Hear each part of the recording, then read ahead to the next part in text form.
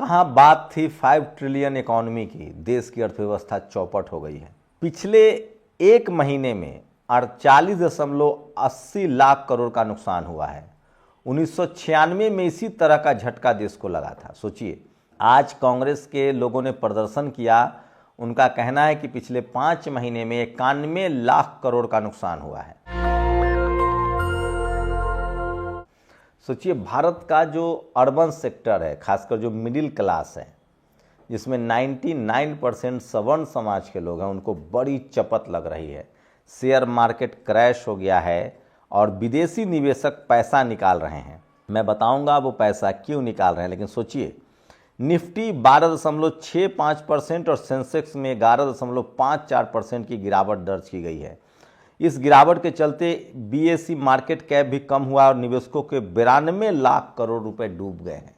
92 लाख करोड़ विदेशी जो हैं वो पैसा तेजी से निकाल रहे हैं।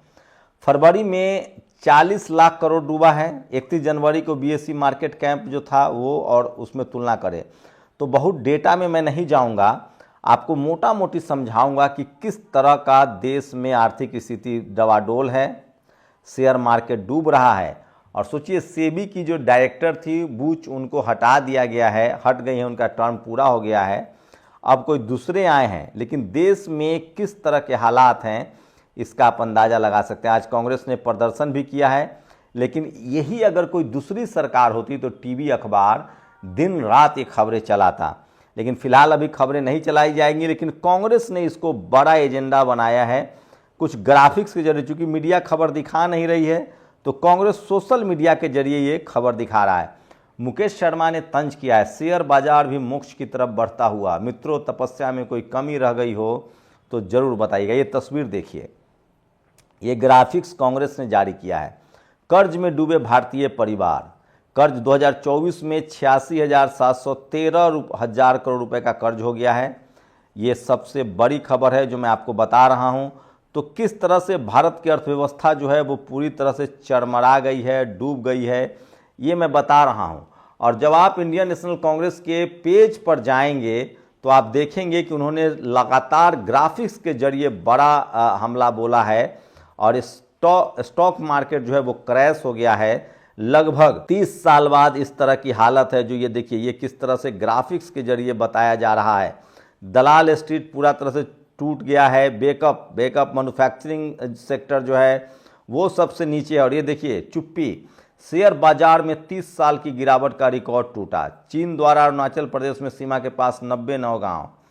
100 करोड़ भारतीयों के पास खर्च करने को पैसे नहीं, भारतीय प्रवासियों का अपमान है। तो कांग्रेस लगातार इस पर हमला बोल रही है। और सोचिए, सबसे बड़ी खबर, पीएसयू कंपनियों की बर्बादी की हालत देखिए। 25 लाख करोड़ डूबे हैं। एलआईसी के 3 लाख करोड़, एसबीआई के 1.6 लाख करोड़, ओएनजीसी के 1.5 लाख करोड़, हल के 1 लाख करोड़, एनटीपीसी के 1 लाख करोड़। तमाम जो पीएसयू कंपनियां हैं उसके सबसे ज़्यादा घाटा का मामला सामने आ रहा है। दलाल स्ट्रीट, शेयर बाजार को नुकसान है। फरवरी में 40 लाख करोड़, जनवरी में 17 लाख करोड़, दिसंबर में 4 लाख करोड़, नवंबर में 1 लाख करोड़, अक्टूबर में 29 लाख करोड़। 5 महीने में 91 लाख करोड़ जो हैं वो डूब गए हैं। तो देश की जो माली हालत है, देश की जो अर्थव्यवस्था है वो कंगाली के दौर में पहुंच रही है। और इस पर कोई आपको बातचीत नहीं करेगा, टीवी अखबार नहीं दिखाएगा। लेकिन सबसे बड़ी बात है कि इस सब जो नुकसान है इस देश के जो मिडिल क्लास हैं उनका है। जो इस देश के धन्ना सेठ हैं उनके सेहत पर कोई असर नहीं पड़ेगा। लेकिन सोचिए, जो मेहनतकश लोग हैं, जो नौकरी पेशा लोग हैं, खासकर जो इस देश का जो सवर्ण तबका है, उनकी क्या हालत होगी। ये ग्राफिक्स देखिए, 29.63 लाख करोड़ अक्टूबर में, नवंबर में 1.97 लाख करोड़, 4.73 लाख करोड़ दिसंबर में, जनवरी में 17.93 लाख करोड़, फरवरी में 40 लाख करोड़ रुपए की बड़ी चपत लगी है। ये बता रहा हूं मैं आपको। सोचिए, तो इसी से आप अंदाजा लगा सकते हैं कि देश की हालत किस तरह से बेकार हो गई है, अर्थव्यवस्था चौपट हो गई है। और ग्राफिक्स के जरिए निवेशकों के 90 लाख करोड़ टूट गया है। 30 साल का रिकॉर्ड टूटा है शेयर बाजार में। ये बड़ी खबर बता रहा हूं आपको। उसके बाद 9 महीने में शेयर बाजार जो है निफ्टी में हाहाकार है। सेंसेक्स 5 महीने में 12,000 पॉइंट नीचे गया है। और बेरोजगार शेयर मार्केट 30 साल के गिरावट पर है, बेरोजगारी में 45 साल में सबसे ज़्यादा है, घरेलू बचत 50 साल के सबसे निचले स्तर पर है और अमीरों गरीबों के बीच खाई जो है वो 100 साल में सबसे ज़्यादा बढ़ गई है। अंग्रेजों के समय भी इतनी खाई नहीं थी। ये तमाम जो डेटा है वो कांग्रेस अपने पेज पर जारी कर रही है, क्योंकि टीवी अखबार खबर दिखाता नहीं है, तो कांग्रेस ने अपना पेज बना लिया है। तो सोचिए कि पिछले 5 महीने में 91 लाख करोड़ का बड़ा डेंट लगा है देश को। तो अर्थव्यवस्था चौपट है। सरकार से लोग सवाल पूछ रहे हैं कि कहां बात की गई थी कि 5 ट्रिलियन की इकॉनमी होगी और क्या हालत हो गई है देश की, आप इसको अंदाजा लगा सकते हैं। तो सबसे बुरे हालत में देश की अर्थव्यवस्था पहुंच गई है। शेयर मार्केट में डवाडोल है। 60 लाख से ज़्यादा एसआईपी वालों ने अपने एसआईपी बंद कर दिए हैं। विदेशी निवेशक यहां से भाग रहे हैं।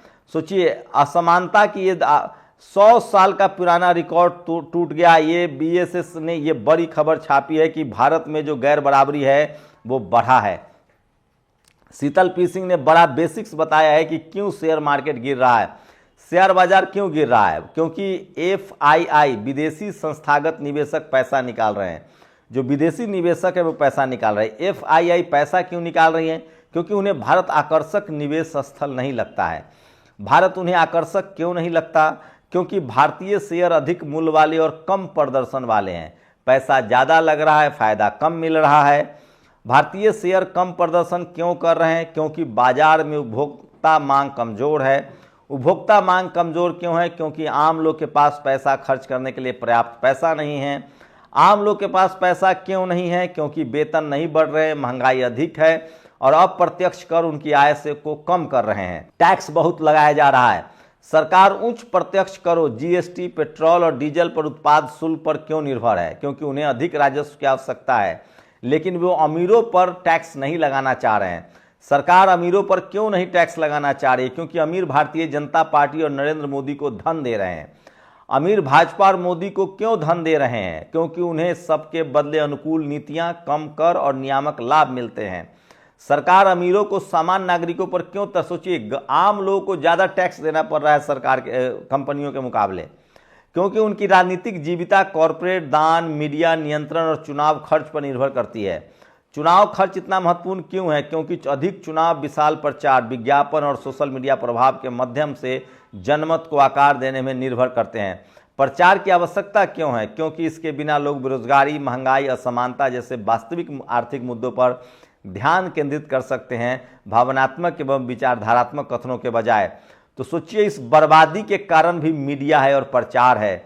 सरकार को कंपनियों से इसलिए रियायत देनी पड़ रही क्योंकि उनसे पैसे लेती है। सरकार पैसा क्यों लेती है? क्योंकि उनको विशाल चुनाव प्रचार, विज्ञापन और सोशल मीडिया के प्रभाव के माध्यम से जनता के मन में बैठना है। तो ये लगभग स्थिति है जिस वजह से भारत की आर्थिक व्यवस्था चरमरा गई है। सबसे बुरे दौर से अर्थव्यवस्था गुजर रही है। सोचिए किस तरह के बुरे हालात हैं, आप अंदाजा नहीं लगा सकते हैं इन पोस्टरों से। तो पिछले 5 महीने में 91 लाख करोड़ जो है वो शेयर मार्केट में डूब गया है। निफ्टी और सेंसेक्स 30 साल में सबसे निचले स्तर पर पहुंच गए हैं। ये स्थिति है। सोचिए, तो बड़ा झटका लगा है। 1996 में इसी तरह का झटका लगा था। तो देश की अर्थव्यवस्था खराब है, माली हालत खराब है और कोई इस पर बात करने के लिए तैयार नहीं है। टीवी अखबार अब जाकर थोड़ा बहुत सोशल मीडिया पर ये खबरें चल रही हैं। कांग्रेस ने बाकायदा आज प्रोटेस्ट भी किया था। तो आप लोग बताइए कि देखिए, इस देश में मैं फिर बता दूं, ये जो सारे स्कीम्स है, जो सारे सेविंग्स हैं, वो मिडिल क्लास के लोगों पर सबसे, देखिए लोअर मिडिल क्लास के लोगों के पास शेयर में पैसा नहीं लगाते हैं, उनके पास रोजी रोटी चल जाए वही बहुत है। इस देश में लगभग 90% लोग शेयर मार्केट से दूर हैं। 10 लाख लोग ही इस देश में लगभग टैक्स देते हैं। जो 10% जो लोग हैं जो कमाते हैं, जो शेयर मार्केट में पैसा लगाते हैं, वो सवर्ण मिडिल क्लास के लोग हैं। अमीरों पर बहुत प्रभाव नहीं पड़ता है। जो 1% लोग हैं, जो धन्ना सेठ हैं, जो बड़े कॉरपोरेट हैं, क्योंकि वो मार्केट डूबे बढ़े। लेकिन सबसे ज़्यादा वो 10% लोग जो judiciary, media, bureaucracy, college, university, इन तमाम जगहों पर नौकरियां करते हैं, उनकी जेबें कट रही हैं। देखते हैं कि वो कब तक दम साध कर बैठते हैं और इस पर चुप्पी साधे रहते हैं। शुक्रिया। नेशनल दस्तक की आपसे गुजारिश है कि अगर इसको बचाना चाहते हैं तो नेशनल दस्तक को सब्सक्राइब करने के लिए रेड कलर के सब्सक्राइब बटन को दबाएं, फिर बेल आइकन की घंटी दबाएं। नेशनल दस्तक को बचाने के लिए बहुत जरूरी है कि हर खबर को शेयर करें, लाइक करें, कमेंट जरूर करें।